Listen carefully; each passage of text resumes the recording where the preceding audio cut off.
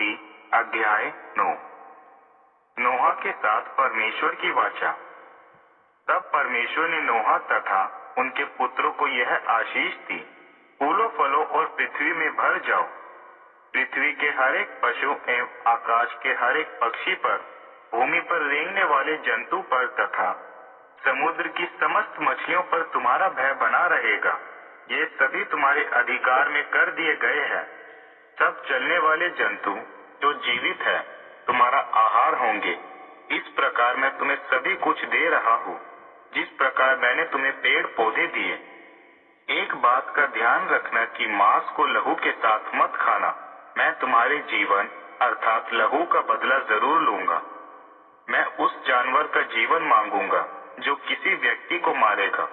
प्रत्येक मनुष्य से दूसरे मनुष्य के खून का बदला जरूर लूंगा। जो कोई मनुष्य का रक्त बहाएगा, मनुष्य द्वारा ही उसका रक्त बहाया जाएगा, क्योंकि परमेश्वर ने अपने रूप में मनुष्य को बनाया है। अब तुम पृथ्वी में रहो, फूलो फलो और बढ़ो और बस जाओ। फिर परमेश्वर ने नोहा तथा उनके पुत्रों से कहा, मैं तुम्हारे वंश के साथ पक्का वायदा करता हूँ। यही नहीं किंतु उन सब के साथ जो इस जहाज से बाहर आए हैं, पक्षी, पालतू पशु तथा तुम्हारे साथ पृथ्वी के हर एक पशु से भी वायदा करता हूँ। मैं तुम्हारे साथ अपनी इस वाचा को पूरी करूंगा कि अब मैं जल प्रलय के द्वारा सभी प्राणियों और पृथ्वी को कभी नाश नहीं करूंगा। परमेश्वर ने और कहा, जो वायदा मैंने तुम्हारे साथ किया है, यह पीढ़ी से पीढ़ी तक स्थिर रहेगा। और इस बात का सबूत तुम बादलों में मेघ धनुष के रूप में देखोगे। यही मेरे एवं पृथ्वी के बीच में वाचा का चिन्ह होगा। जब मैं पृथ्वी के ऊपर बादल फैलाऊंगा और बादल में मेघ धनुष दिखाई देगा, तब मैं अपने वायदे को याद करूंगा जो मेरे और तुम्हारे बीच किया गया है कि अब कभी भी दोबारा पृथ्वी को इस तरह जल प्रलय से नाश नहीं करूंगा। जब भी यह मेघ धनुष दिखेगा, मैं परमेश्वर और पृथ्वी पर रहने वाले प्रत्येक प्राणी के बीच की हुई सनातन वाचा को याद करूंगा।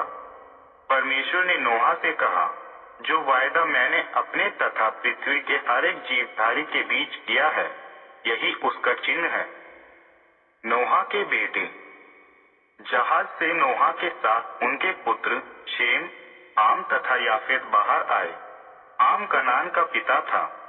ये नोहा के 3 पुत्र थे तथा इन्हीं के द्वारा फिर से पृथ्वी मनुष्य से भर गई। नोहा खेती करना शुरू किए। उन्होंने एक दाख की बारी लगाई। एक दिन नोहा दाख मधु पीकर नशे में हो गए और अपने तंबू में नंगे पड़े थे। कनान के पिता हाम ने अपने पिता को इस हालत में देखकर अपने दोनों भाइयों को बुलाया।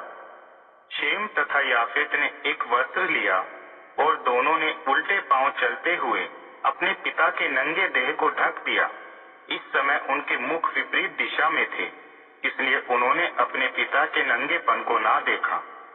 जब नोहा का नशा उतर गया, तब उन्हें पता चला कि उनके छोटे बेटे ने उनके साथ क्या किया है। और नोहा ने कहा, शापित है कनान, वह अपने भाइयों के दासों का भी दास होगा। नोहा ने यह भी कहा, धन्य है यहोवा शेम के परमेश्वर, कनान शेम का ही दास हो जाए। परमेश्वर याफेत के वंश को विस्तृत करे, वह शेम के तंबुओं में रहे और कनान उसका दास हो जाए। जल प्रलय के बाद नोहा 350 वर्ष और जीवित रहे। जब नोहा कुल 950 साल जीवित रहे, तब उनकी मृत्यु हो गई।